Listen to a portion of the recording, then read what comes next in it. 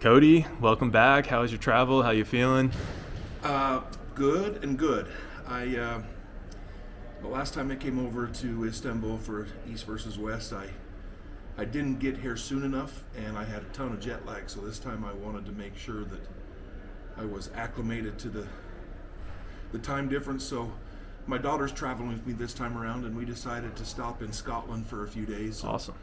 we spent a few days there walking around and just acclimating myself to the different time change. And Right.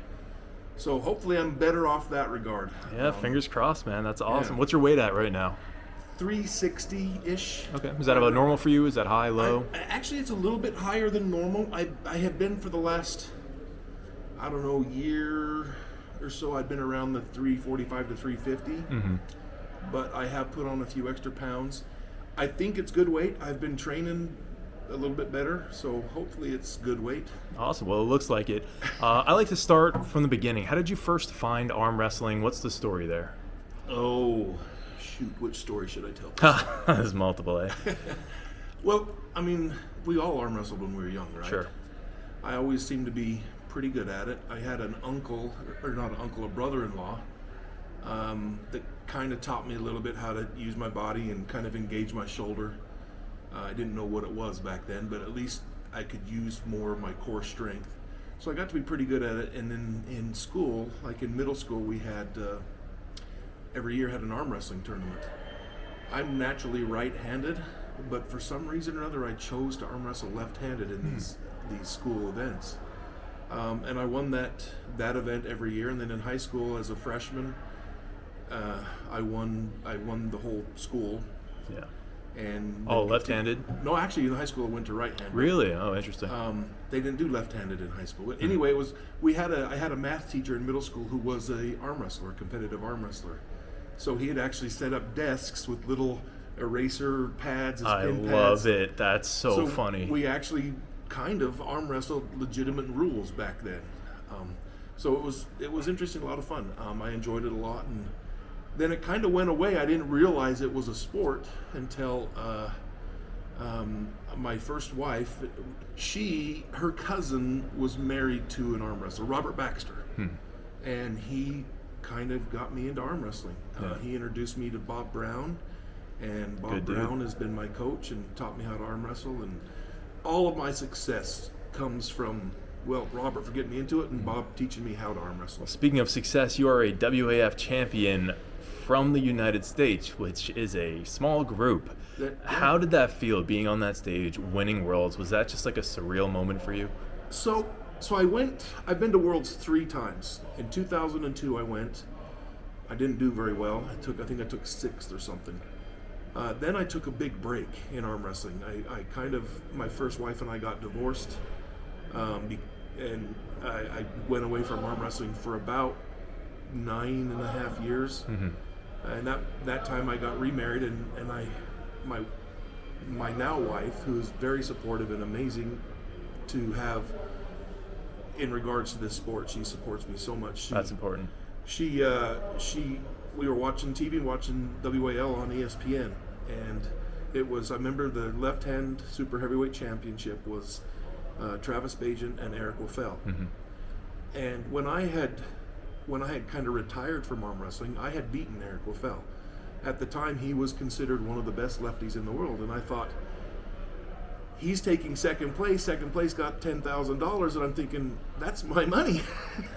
So I asked my wife if I could start training, and she said sure. And so in September-ish of 2016 or 15, I hit my first tournament, got in WAL in 2016 and started training.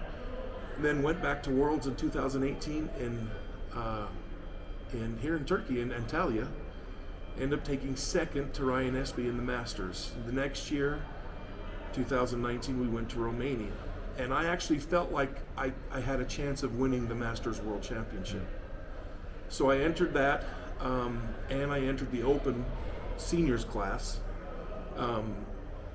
just seeing if I could compete. I figured I could compete, but I didn't know where I would end up. Mm-hmm. And especially having arm wrestled 2 days prior in the Masters division. Well, I won the Masters, which was super cool. I was very emotional. Understandable. And then 2 days later, like, it just seemed like everything aligned. I'd arm wrestle and my arm would ache because of having not enough recovery time. But as soon as I got the table, it'd go away. And then in between matches, it would start aching again, and then it'd go away. And like I don't know, it was an amazing experience. I'm only one of like 3 or 4 people that have ever won a Masters and a Seniors class championship in the same year. So that was a bigger deal to me, being able to win both. But it was a dream come true for sure. Well, now we're here doing a super match, different style. How do you feel about that? Are you more of a tournament puller, or are you happy to just have one guy to focus on? I actually, so a lot of people think that super match polling is harder. I disagree. I think that if you have a hard match in a super match, the next guy you arm wrestle just had a hard match as well. But in a tournament, if you have a hard match, the guy you arm wrestle next could be fresh as a daisy. That's right. So I think tournament is a harder, riskier event to train for. But with super matches, there's less rest. Right. So you are, you get what, a 30-second, a minute break in between matches. So it gets pretty difficult, especially with people that have a lot of endurance, and I don't tend to have that. Fair enough. Well, speaking of super match, you have Alizhan, who's fast and very good. Yeah, let's add that to the list. That's a long list. How are you feeling about this? So, I'm sure you've been watching the tape. I've watched a lot of his matches, and his style is kind of my kryptonite in a way. He's a kind of a cupping, hooking, side pressure speed guy. Yeah. And I tend to like to pronate a lot. So I'm super anxious about it for sure, because I just don't know. First of all, he is super fast. If I can't get my spot before he does, it could be a long day. I mean, he's 103 kilos, 226 pounds. So he's not a large human, but his strength is crazy for his size. Yeah, absolutely. One of the best lefties we got. Yeah. So, and we saw you were that first round, fresh with Muratov. You were in it. So if you can get your spot, that's really what it's going to come down to. Yeah, I actually, Muratov is amazing. He's super strong. And I honestly don't know that I have had or would have the strength, the ability to beat him.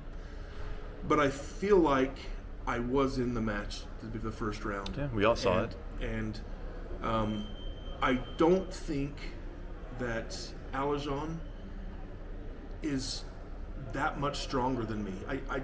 But I know that he's probably faster than me. So I really think it comes down to who gets position. That's what I think it comes down to.